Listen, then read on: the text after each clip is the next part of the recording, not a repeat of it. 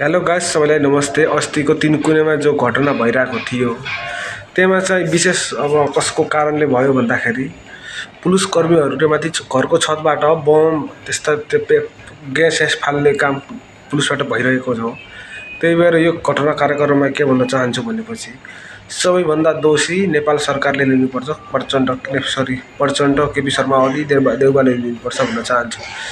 यो घटनाको मुख्य कारण भनेको पुलिसले नै दमन गरेर यस्तो हत्या हुनुभयो। तर यो घटनामा म साह्रै दुःखी छौँ। सर्वसाधारणको घर जल्नुहुन्न थियो भन्ने लागिरहेछ। यस्तो गर्नुहुन्छ प्रचण्डजी, केपी शर्मा ओलीजी, यस्तो गर्नु एकदम गलत कुरा हो। तपाईँहरू कहिले सुध्रिनुहुन्छ? नेपालमा अब त्यस्तै कहिले सुध्रिनुहुन्छ, विकास कहिले गर्नुहुन्छ भन्ने हामी अब सबै मानदमाजमा छ होइन।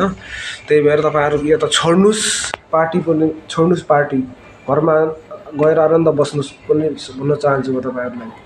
त्यही भएर अब बालेन जस्ता, राहुल लामछाने जस्ता, ज्ञानेन्द्र साई जस्तालाई अब अवसर दिनुपर्छ।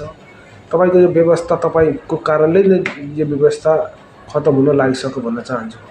तपाईँहरू के भन्न चाहनुहुन्छ कमेन्टमा भन्नुहोस्। By by.